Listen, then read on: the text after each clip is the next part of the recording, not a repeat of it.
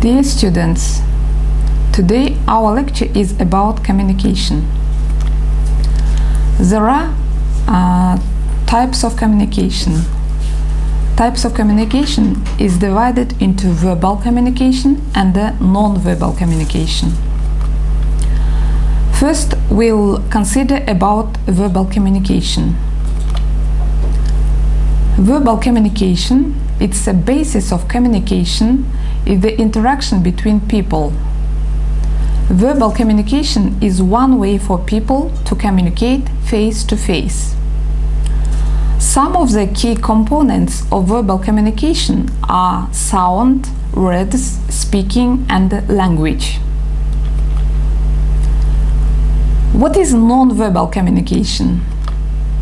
Non-verbal communication in non-verbal communication, we consider the following components of non-verbal communication. To the main components of non-verbal communication belong kinesics. Kinesics is divided into haptics and proxemics. Kinesics includes body movement, gestures, facial expression, eye contact, posture, and speaking volume. Mime is the use of movements and gestures in order to express something without using speech. Gesture. A wink is a type of gesture. A gesture is a non-vocal bodily movement intended to express meaning. They may be articulated with the hands, arms, and body, and also include movements of the head, face, eyes, such as winking, nodding, or rolling one's eyes. The boundary between language and the gesture or verbal and non-verbal communication can be hard to identify. Facial expressions. While some say that facial expressions are identical, meaning attached to them differs. Majority opinion is that these do have similar meanings worldwide with respect to smiling, crying, or showing anger, sorrow, or disgust. However, the intensity varies from culture to culture. For example, many Asian cultures suppress facial expression as much as possible. Many Mediterranean or Latino-Arabic cultures exaggerate grief or sadness, while most American men hide grief or sorrow. Some see animated expressions as a sign of a lack of control. Too much smiling, for example, is viewed as a sign of shallowness. Women smile more than men. The next, eye contact and gaze. In USA, eye contact indicates degree of attention or interest, influences attitude, change or persuasion, regulates interaction, communicates emotion, defines power and status, and has a central role in managing impressions of others. In Western cultures, eye contact and gaze, we see direct eye-to-eye contact as positive, and they advise children to look a person in the eyes. But within the USA, African Americans use more eye contact when talking and less when listening, with reverse true for Anglo-Americans. This is a possible cause for some sense of unease between races in the USA. Arabic cultures make prolonged eye contact, believe it shows interest and helps them understand truthfulness of the other person. If the person doesn't reciprocate, it is understood as untrustworthy. Japan, Africa, and the Latin American, Caribbean cultures avoid eye contact to show respect. Posture, the next.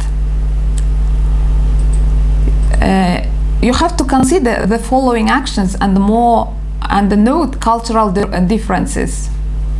For example, bowing not done or criticized or affected in USA shows rank in Japan.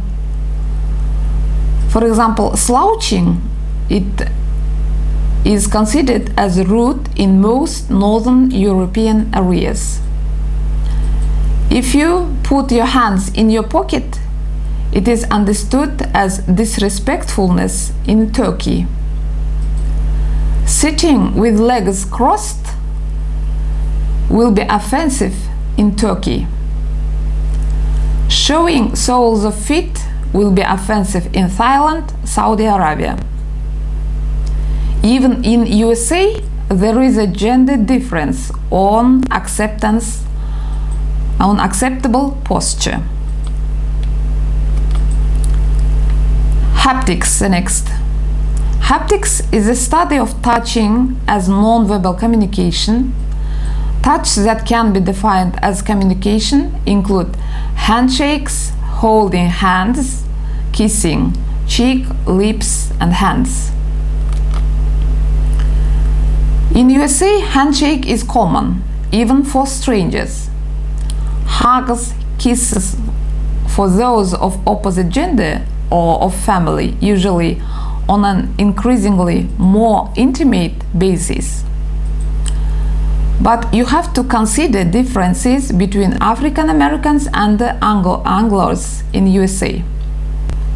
Most African Americans touch on greeting but are annoyed if touched on the head, for example, good boy or good girl, etc.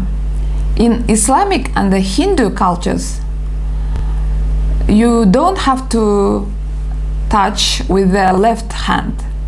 To do so is a social insult.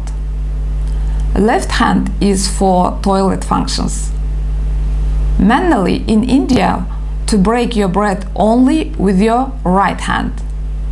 It is sometimes difficult for non-Indians. Islamic cultures generally don't approve of any touching between genders, even handshakes. But consider such touching, including hand-holding, hugs between same sex, to be appropriate. Many Asians don't touch the head. The next component of kinesics is proxemics. Proxemics includes social distances between communicators and the use of time, smell, touch, space, and territoriality. Proxemics is the study of how people use and perceive the physical space around them. The space between the sender and the receiver of a message influences the way the message is interpreted.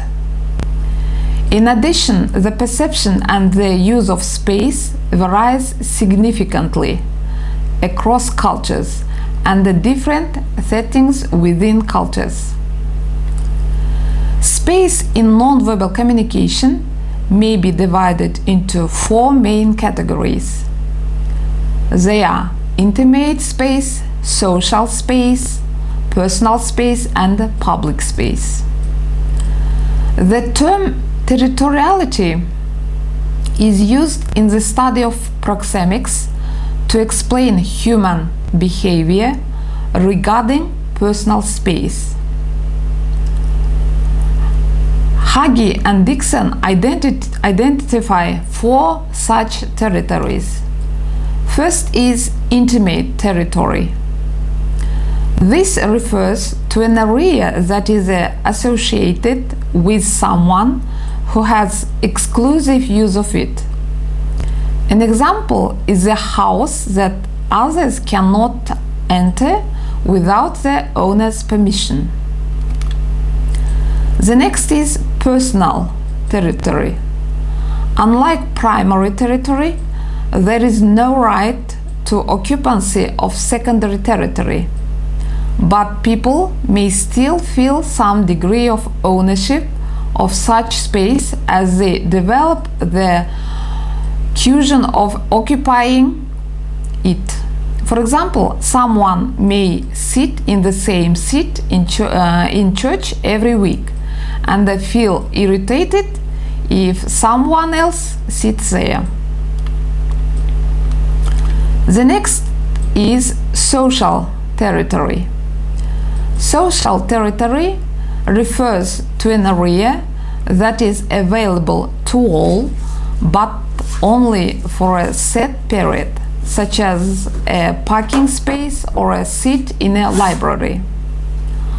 Although people have only a limited claim over that space, they often extend that claim.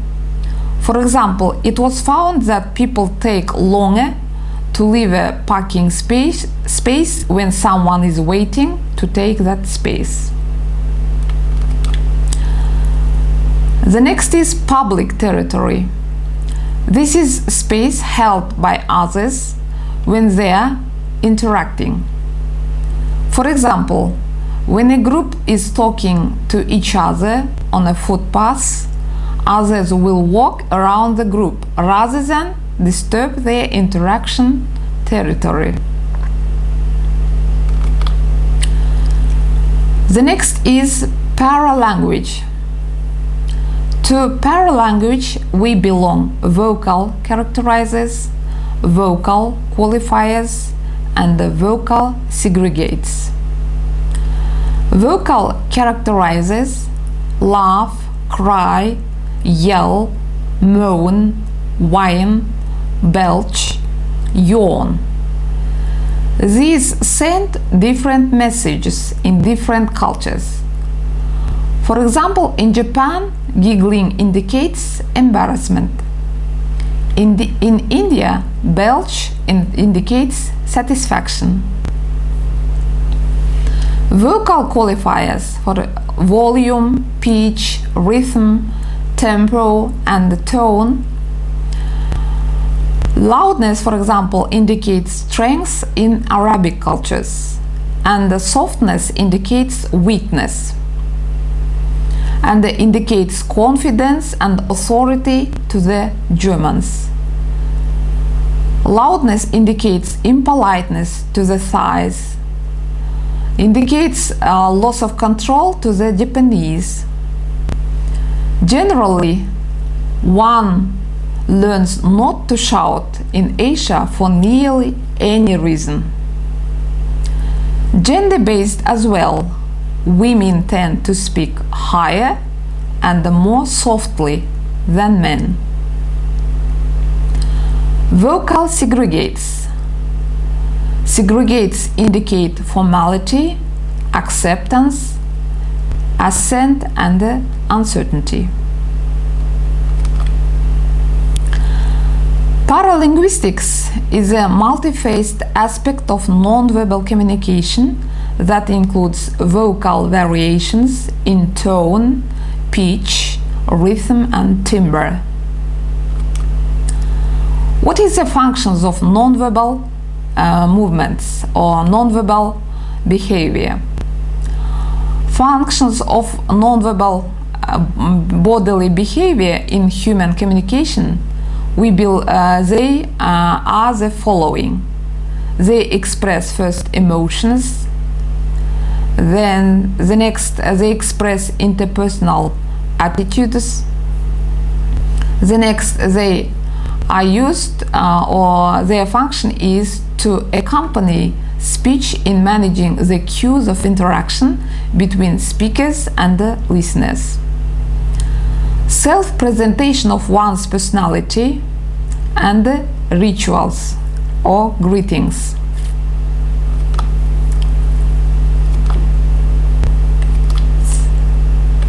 Functions of non-verbal behavior. The next, non-verbal communication plays an important role in any communication situation. It often plays a supplementary role to the verbal content delivered orally. Some other times non-verbal symbols communicate on their own. More specifically, non-verbal communication serves the following functions: repeating verbal messages, substituting verbal messages, and complementing verbal messages. And regulating or accenting messages. Thank you for your attention.